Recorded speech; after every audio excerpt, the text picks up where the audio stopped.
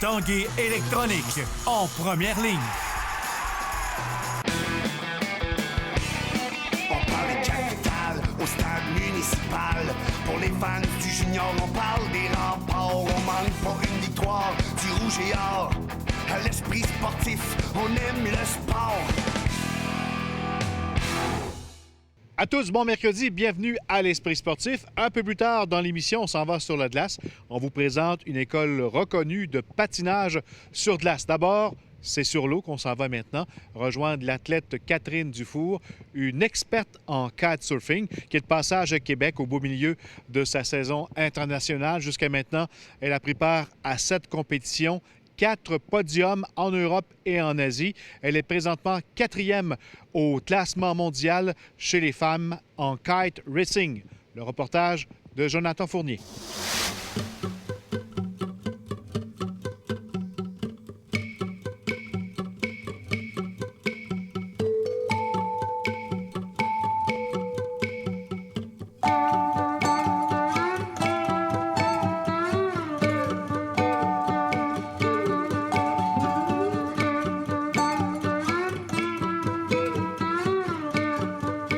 J'arrive d'un périple de compétition en Europe. J'ai quitté pour 2 mois et demi.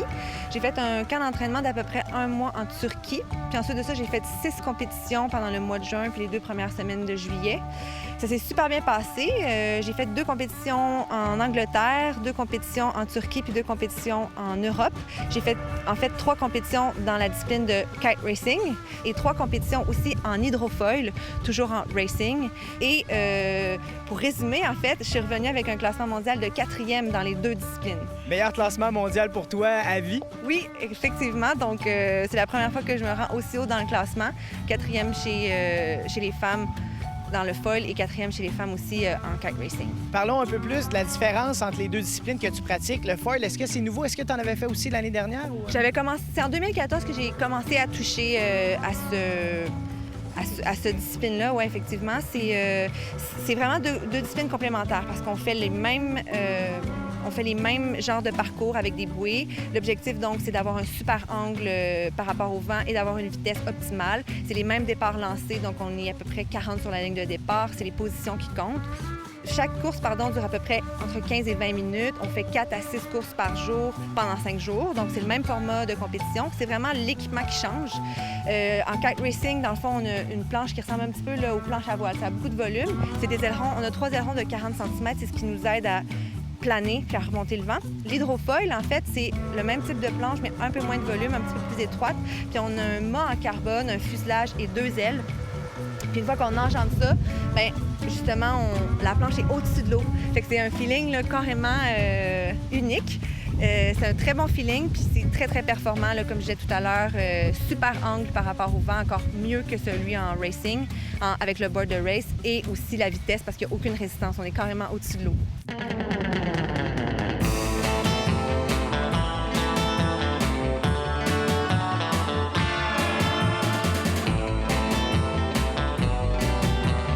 Tu es une fille de l'île aux Coudres. Tu as eu la chance de pratiquer ton sport un peu chez toi dernièrement? Oui, bien c'est ça. Ça fait 2 semaines à peu près que je suis revenue.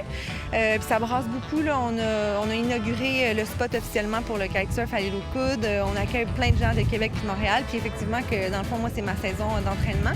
Je suis contente parce que cette année, en 2015, je vais avoir à peu près 8 semaines consécutives à la maison pour m'entraîner sur l'eau.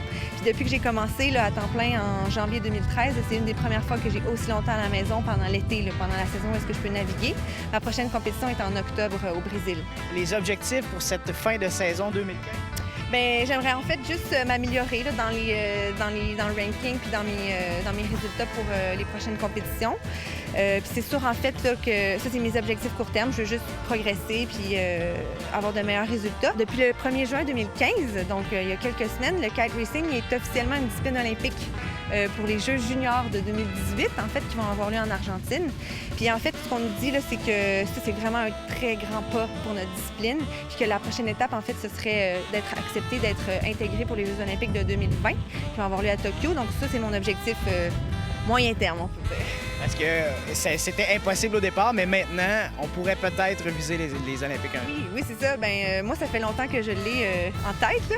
Moi, j'y crois totalement, là, à 2000 %. Fait que c'est pour ça que je me prépare. Puis, en tout cas, moi, je suis confiante qu'on va y arriver puis qu'on va devenir un sport olympique. Qu'est-ce qu'on te souhaite en se croisant les pieds? Du vent à tous les jours, si possible. Ça serait vraiment cool. Différentes conditions.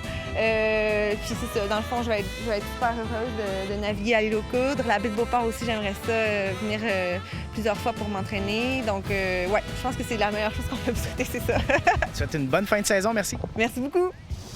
Après la pause, on parle de patinage de puissance. On revient dans 3 minutes 30.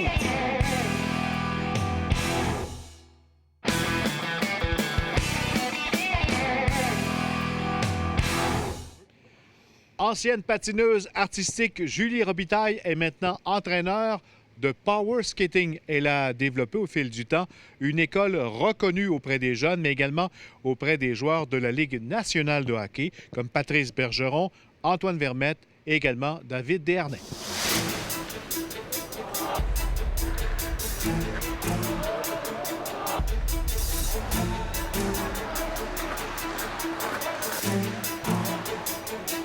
Il y a 24 ans, moi, je suis une ancienne patineuse artistique et à cette époque-là, j'étais entraîneur professionnel de patinage artistique. Puis un jour, il y a un entraîneur d'une équipe midget qui est venu me rencontrer me disant « Écoute, moi, je coach, puis j'aimerais ça que tu donnes un coup de pouce à mes jeunes, à mes joueurs, à mon fils aussi qui est Pee-Wee 2A. Je trouve qu'il est talentueux, c'est un bon défenseur, il a des bonnes mains, il a un bon hockey sense, mais son patin, c'est déficient, il en arrache. Pourtant, il fait plein d'écoles de hockey durant l'été, mais je parviens pas à avoir un développement au niveau du patinage. » Je dis « Est-ce que tu penses que toi, avec tes connaissances d'entraîneur de patinage artistique, tu pourrais faire quelque chose? » Bien, j'ai dit « Ben oui, c'est bien sûr. » Bien, il dit « On commence quand? » Bien, j'ai dit « Donne-moi le temps de m'acheter une paire de patins de hockey, troquer mes patins artistiques, faire un petit testing, voir ce qu'il faut améliorer, ce qu'il faut modifier pour ajuster ça aux techniques de hockey. » J'ai dit, on va commencer ensemble. Alors, à ce moment-là, c'est un jeune Brian, Pee-Wee 2A à l'époque, qui a commencé avec moi. Il m'a servi de cobaye. Et Brian, en 2-3 séances, a été totalement modifié au niveau de sa motion de patin. Il a progressé très rapidement. Alors, à partir de l'été suivant, j'ai créé l'école Julie Robitaille. J'avais eu à l'époque 2 groupes de 15 joueurs qui s'étaient inscrits. L'été suivant, on a eu 100, 200, 400, 800. Et l'école, maintenant, c'est 12 mois par année, 52 semaines par année. On couvre tout le Québec, les Maritimes, l'Ontario. On va aux États-Unis, en Europe. Ça a commencé d'une idée qui n'est pas la mienne, mais que je me suis rapidement appropriée, considérant le marché à développer. Puis le challenge pour moi aussi de troquer mes patins d'entraîneur de patins artistiques pour des patins de hockey. Parce que dès ma première année, les Cataractes de Shawinigan m'ont engagée. Et à cette époque, j'ai pu travailler avec Robida, avec la Lime, d'excellents joueurs qu'on a connus dans la Ligue nationale. Et je te dirais que ça a peut-être été 8-9 ans plus tard que les pros ont commencé tranquillement. Ce sont des joueurs du junior qui ont émergé, qui ont travaillé avec moi pendant des années, qui ont grimpé dans le pro. Mais les vrais pros établis qui sont venus cogner à ma porte ont été, il y a une douzaine d'années, les Ribeiro, les Patrice Bergeron, Vermette et compagnie.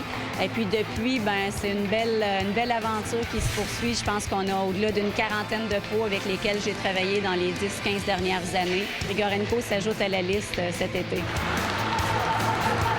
I was just looking for a skating coach around Quebec area, and you know, I found the best one, and you know, I knew that she was training Patrice Bergeron and Vermette, Desharnais, and you know, a few NHL players. So you know, I decided to reach out to her, and you know, and now I'm skating with her. 25 devant Kostelek, le tir, le but!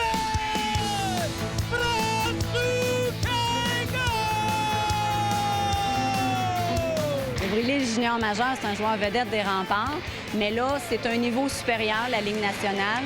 Il veut se préparer pour être au meilleur de ses capacités. Il ne veut pas arriver là comme un joueur moyen. Il veut être un joueur, en tout cas, dominant, qui a sa place et qui va faire sa place rapidement.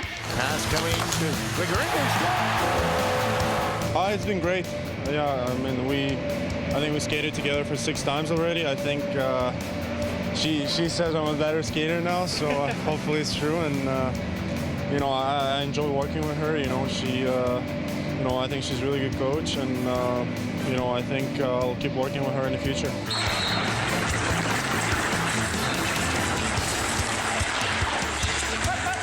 En général, quels sont les autres aspects qu'on améliore sur le patin? Ah, c'est le départ. Tous les professionnels qui viennent ici, c'est pour travailler leur départ rapide. Paraîtrait qu'on est la meilleure école pour développer les explosions. Je ne sais pas de quelle façon les autres travaillent, mais nous, on a une façon, une méthode très spécifique. C'est très difficile comme apprentissage, mais une fois que c'est assimilé, c'est la technique de départ la plus rapide. On pourrait en enseigner d'autres plus rapides à maîtriser, mais plus lentes avec le résultat. Donc, moi, je suis enseignante de profession, je suis très patiente. Puis je les lâche pas tant que c'est pas à mon goût. Ça reste que le patinage, c'est la base du hockey. Fait que c'est un élément qu'on se doit de travailler, qu'on peut pas mettre de côté et dire, ben moi, je m'en occupe plus. Les jeunes sont en croissance, même les pros sont en croissance encore. Ils prennent du poids, ils prennent de la masse musculaire, ils perdent de la souplesse et tout ça, ça influence le centre de gravité d'un joueur, d'un patineur. Alors, ils n'ont pas le choix. À chaque été, Patrice Bergeron est porte-parole de mon école depuis 2005 et à tous les étés, il vient travailler avec nous. Il dit, moi, à chaque été, je veux être sûr que je pars vraiment au meilleur de ma capacité sur la glace, qu'on a retravaillé des petits points que j'ai perdus en cours de route parce que parfois le naturel revient au galop un brin. Fait qu'on repeaufine ça à chaque été avec lui, puis ça gagne de pro. Le directeur gérant et entraîneur-chef des Remparts de Québec, Philippe Boucher, a dévoilé les détails entourant la présentation du 19e camp d'entraînement de l'histoire de l'équipe qui s'amorce mardi le 11 août prochain sur les glaces du complexe sportif de l'ancienne Lorette. À ce jour, 52 joueurs ont été invités. Au total, 6 matchs hors concours sont au calendrier. Rappelons que les Remparts amorceront leur saison régulière par une série de 2 parties dans leur nouveau domicile, le Centre Vidéotron, le 12 septembre face à l'Océanique de Rimouski et le lendemain face au Saguenay de Chicoutimi. La saison de football universitaire québécois du RSEQ s'amorcera dans un mois avec un face-à-face entre le Rouge et Or et les Carabins. Cette reprise de la dernière finale du circuit sera la première diffusée sur les ondes de TVA Sport. La chaîne est désormais le diffuseur jusqu'en 2019 et présentera 11 parties cette année, incluant la Coupe Dunsmore, la grande finale québécoise. La 10e édition du défi Les 24 heures du lac se déroulera en fin de semaine prochaine, de 14h à 14h. Cette année, une centaine d'équipes prendront part à ce défi d'endurance, regroupant cyclistes et marcheurs qui circuleront tout autour du lac Beauport pendant 24 heures, afin d'amasser des fonds pour diverses causes caritatives. Voilà, c'était l'Esprit sportif pour aujourd'hui. Demain, entre autres, au programme, on parle du Pro-Am Gagné Bergeron. Bye-bye, à demain.